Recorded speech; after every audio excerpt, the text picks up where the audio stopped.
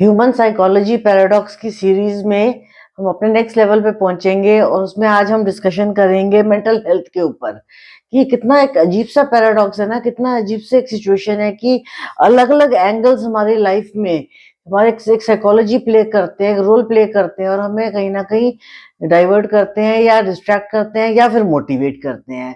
तो आज का हमारा टॉपिक होगा मेंटल हेल्थ के ऊपर कि कैसे एक लाइफ में हमारे रोल प्ले करता है, कभी नेगेटिव करने में या पॉजिटिव करने में। तो मैं हूँ आपकी life chemistry coach Reema Arora और एक बार फिर आप सबका स्वागत है मेरे इस नेक्स्ट एपिसोड में। ये मेरा 4th एपिसोड है इस टॉपिक के ऊपर, जिसमें मैं आपको अलग अलग इवेंट्स दिखा रही हूँ कि कैसे ह्यूमन साइकोलॉजी में ये काम करते हैं। तो अगर हम शुरू करें तो सबसे पहले मेंटल हेल्थ होता क्या है, हमें मेंटल हेल्थ के ऊपर बात करनी चाहिए। मेंटल हेल्थ हमारे बिहेवियर को रिफ्लेक्ट करता है, ये माइंड को रिफ्लेक्ट करता है, कहीं ना कहीं हमारे मेंटल लेवल को डिस्क्राइब करता है। तो जब हमारी जो हेडलाइन होती है, अगर ये हेडलाइन बहुत डिस्टर्ब हो जाए, इस हेडलाइन को अपनी स्पेस ही ना मिल रही हो, ये अपनी जगह से बहुत नीचे, जैसे ये लाइन बनी है काफी नीचे चली गई है, अपने एरिया से लो, अगर मार्स के एरिया में होती तो ये ज्यादा स्ट्रांग होती कंपैरेटिव टू ये जब मून के एरिया में आ जाती है। तो ये हमारी जब मेंटल हेल्थ की लाइन थोड़ी सी डिस्टर्ब हो जाती है या इसके ऊपर कट क्रॉसेस बन जाते हैं या इसके ऊपर डिस्टर्बेंस आ जाती है या चेंज हो जाती है, तो कहीं ना कहीं इंसान ह्यूमन बीइंग की मेंटल हेल्थ पे इम्पैक्ट आता ही आता है। वो हमें कहीं ना कहीं बहुत सीवियर डिस्टर्बेंस भी दे देता है। इसी तरीके से अगर हम और चीजें देखें तो सबसे पहले एंजाइटी डिसऑर्डर्स आते हैं। कई बार आपने देखा होगा कि इस एरिया में बहुत लाइंस खिंच जाती हैं, लोगों के हाथ में खिचड़ी पकी होती है, इतना कंफ्यूजन होता है, क्योस होता है उस हाथ में कि उस हाथ को देख के भी एक ऐसी फील आती है कि कितना डिस्टर्बेंस है हाथ में। तो ये कहीं ना कहीं एक इमोशनल डिस्टर्बेंस है, ये एक एंजाइटी है, ये एक स्ट्रेस है, ये एक फियर पैराडॉक्स है, कंफ्यूजन्स हैं। इन सब चीजों को हमें दूर करने की जरूरत है। फिर उसके बाद क्या होता है, जब ये डिस्टर्बेंस आ जाती है तो हम ब्लेम गेम खेलने लग जाते हैं कि मैं इसलिए नहीं कर पा रहा क्योंकि मेरा ये वीक है, मैं इसलिए नहीं कर पा रहा क्योंकि मेरे प्लैनेट्स अच्छे नहीं है। तो ये ब्लेम गेम हम कब खेलते हैं? स्पेशली जब हमारा मून वीक हो, हमारा मून का माउंट पे बहुत ज्यादा criss crosses cuts lines disturbances आ जाते हैं, या हमारा सैटर्न फूल के राजा बन जाता है गप्पू, तो ये कहीं ना कहीं हमारे को ओवर रूल करने लग जाता है। तो हम कहीं ना कहीं ब्लेम गेम खेलने लग जाते हैं, हमें काम करने का फोबिया होता है, हमें सोसाइटी को फेस करने का एक फोबिया आने लग जाता है और इसी फोबिया में आके फंस जाते हैं हम, और हम अपने काम को ठीक से नहीं कर पाते हैं, एक्सक्यूजेस ढूंढने लग जाते हैं। उसके बाद फिर आ जाते हैं न्यूरोलॉजिकल डिसऑर्डर्स। न्यूरोलॉजिकल डिसऑर्डर्स कब आते हैं? जब हमारे हेडलाइन पे आइलैंड हो, या एक प्रॉपर क्रॉस बन रहा हो, या फिर एक चेन बन रही हो, ठीक है, और साथ में हमारी मरकरी फिंगर बहुत टेढ़ी हो जाए, बिल्कुल टेढ़े मेढ़ी पोजीशन में आ जाए, या इसका माउंट बहुत छोटा हो जाए, इसको अपनी स्पेस ही ना मिले, ये वाली फिंगर बहुत लो सेट हो, तो कहीं ना कहीं एक पर्सन के अंदर न्यूरोलॉजिकल डिसऑर्डर्स भी आ जाते हैं। न्यूरोलॉजिकल डिसऑर्डर्स क्या होते हैं? आप अपने सेंसेस में ही नहीं होते, एट टाइम्स आपको पता ही नहीं होता आप क्या कर रहे हैं। आप किसी को गाली दे देते हैं, कभी किसी को गुस्सा कर देते हैं, कभी कोई चीज उठा के फेंक देते हैं, कभी आपको एपिलेप्टिक फिट्स पड़ जाते हैं, कभी आपको ब्रेन हेमरेज तक हो सकता है। तो कहीं ना कहीं आपके मेंटल लेवल पर इतना प्रेशर है, जब ये प्रेशर एक्सट्रीम में बढ़ जाता है इन सब कॉम्बिनेशंस के साथ, तो ये न्यूरोलॉजिकल डिसऑर्डर्स हमारी लाइफ में हमारी स्लीपिंग पैटर्न को नुकसान पहुंचाता है।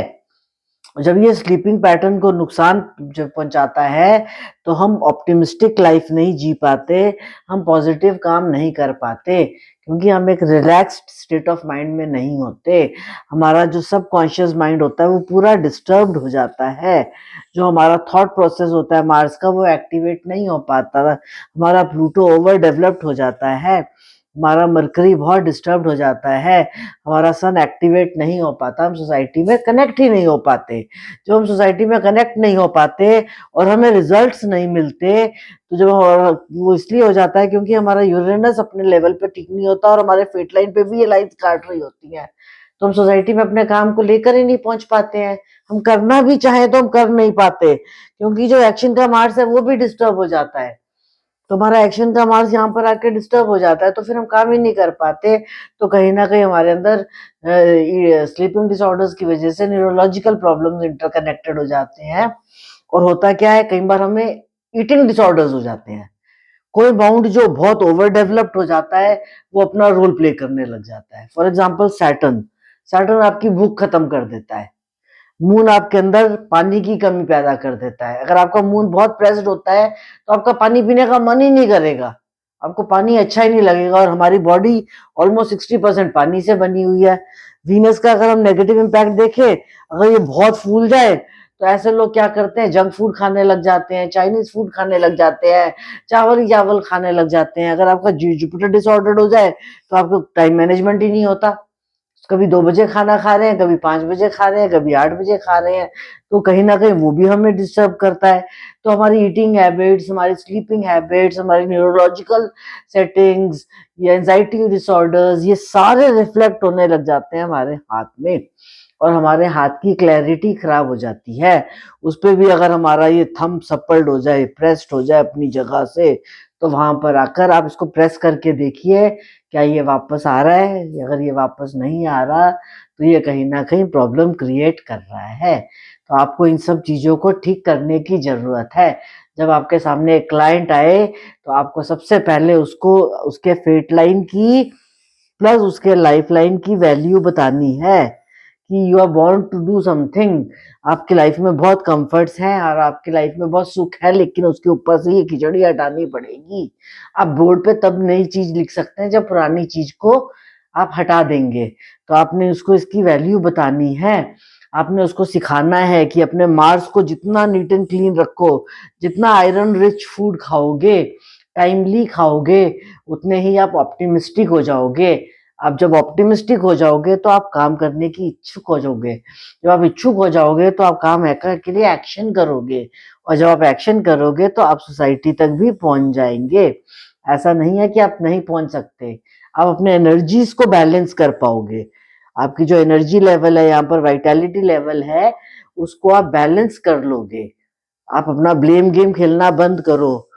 अगर ज़्यादा बात है, आप यहाँ पर एक थंब रिंग पहन लो, क्योंकि एक्यूप्रेशर के हिसाब से जब हमारे यहाँ पर पॉइंट्स प्रेस होते हैं, तो कहीं न कहीं हमारा थंब फूलने लग जाता है।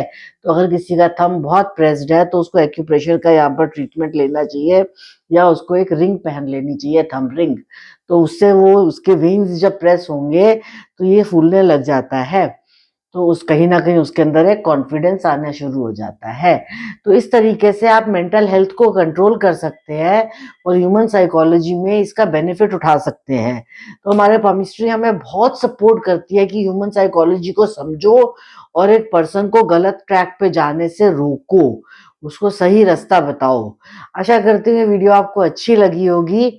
अगर आपको अच्छी लगी है, तो इसको लाइक सब्सक्राइब ज़रूर कीजिएगा, और ज़्यादा से ज़्यादा लोगों को हेल्प के लिए इसको पहुँचाइएगा, ताकि उनका भी लाइफ बेटर हो सके। और मेरे आने वाली वीडियोज़ में के लिए वेट कीजिएगा। तब तक के लिए नमस्कार, thank you, God bless you, take care.